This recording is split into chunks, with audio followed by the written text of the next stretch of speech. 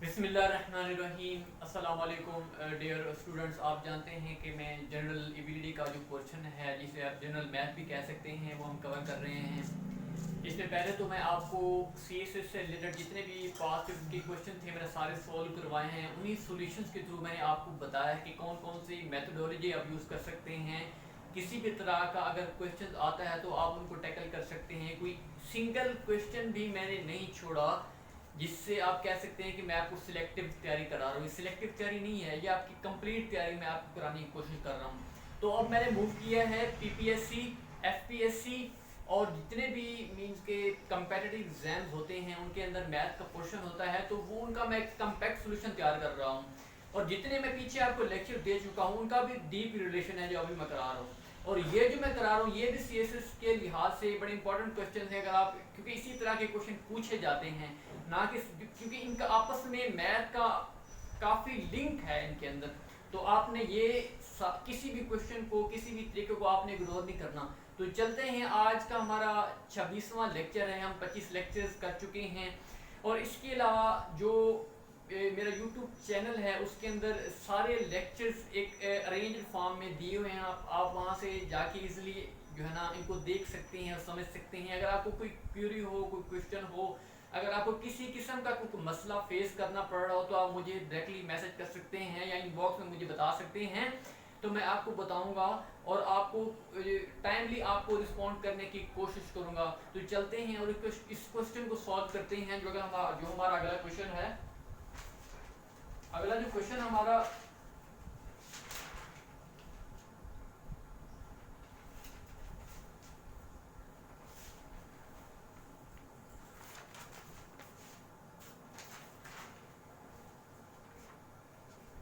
वो इस क्वेश्चन में कहता है कि एक रेक्टेंगुलर है।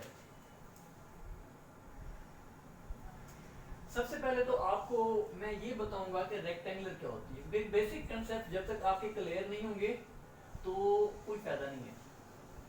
अब ये एक रेक्टेंगुलर है, देखें इन चारों का जो एंगल है, देखें यहाँ इसके जो एजेस हैं वो 4 है और इसके जो साइडें हैं वो भी 4 है। इसको पैरालेलोग्राम भी कहते हैं। अगर आपको क्वेश्चन में पूछा जाए कि एक पैरालेलोग्राम है, उसका एरिया लेंथ ये है, विड्थ ये है, इसका एरिया फाइंड करें, तो सेम टू सेम यही चीज़ होगी। उसके भी 4 एजेस होंगे और 4 इसकी साइडें होंगी। वो इस तरह हो सकती है।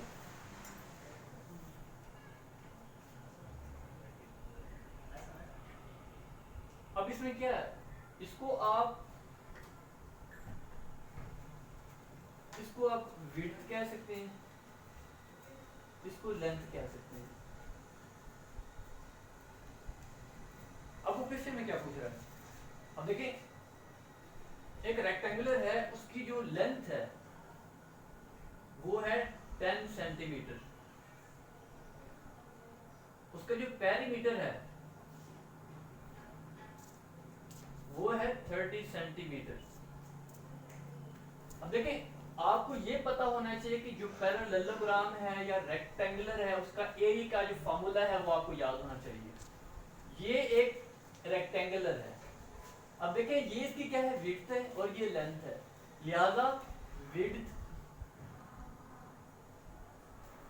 मल्टीप्लाई बाय लेंथ, ये इसका एरिया है, एरिया का फॉर्मूला है। अब आगे perimeter, perimeter of rectangular, 2 length plus width. अब ये दोनों फॉर्मूले इस लिहाज से आपको आने चाहिए। अब हम क्वेश्चन को सॉल्व करते हैं।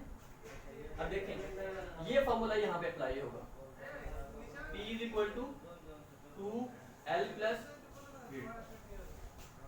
अब जो पेरीमीटर है वो है 30 सेंटीमीटर, 2 लेंथ हमारे पास है ये 10 सेंटीमीटर, हमने ये फाइंड करनी है। अब 30 इज इक्वल टू 2 10 विड्थ। अब मैं 2 को मल्टीप्लाई करा देता हूँ, 20 आ जाएगा यहाँ पे 2 विड्थ आ जाएगी। अब यहाँ पे 30 आ गया, 30 माइनस 20, इसको हम उधर ले जाएंगे, तो यहाँ पे 2, यहाँ पे ये आ गई। अब 10 बचेगा यहाँ एक साइड पे, और यहाँ पे 2W आ जाएगी, जिसको विड्थ कह सकते हैं। जब मैं 2 इधर डिवाइड कराऊंगा, इधर भी मुझे डिवाइड करना पड़ना है, तो जो हमारे पास विड्थ आ चुकी है वो है 5। अगर आपको किसी क्वेश्चन में कोई मसला हो तो आप उससे बिला झिझक पूछ सकते हैं, मुझे कमेंट कर सकते हैं। अगर आपको समझ आ गया, फिर भी आपने बचाना है कि मुझे समझ आ गया है। अब जो अगला क्वेश्चन है वो भी इसी तर्ज का है, यही बेसिक कंसेप्ट है। ये क्वेश्चन 1 था और ये क्वेश्चन 2 है।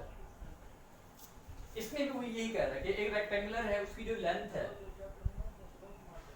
वो 16 सेंटीमीटर है, उसकी जो विड्थ है वो 3 सेंटीमीटर है। वो कहता है कि a rectangular has a length of 16 centimetre and width of 3 centimetre. What is area? अब हमने इसमें एरिया फाइंड करना है। हमने वहां पे देखो, ये फार्मूला मैंने 2 बताया थे आपको, ये आपने दोनों याद कर लेने हैं। अब एरिया का फार्मूला क्या है? Width multiply by length. ये देखिए, ये विड्थ है और ये लेंथ है। हमने अब डायरेक्टली वैल्यू पुट करनी है, 16 मल्टीप्लाई बाय 3,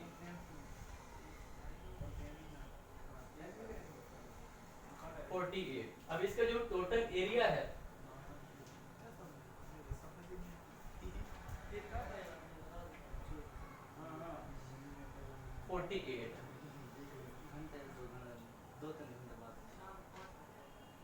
अब इंशाल्लाह हम नेक्स्ट लेक्चर में आपके सामने हाजिर होंगे। तब तक के लिए अल्लाह हाफ़िज़।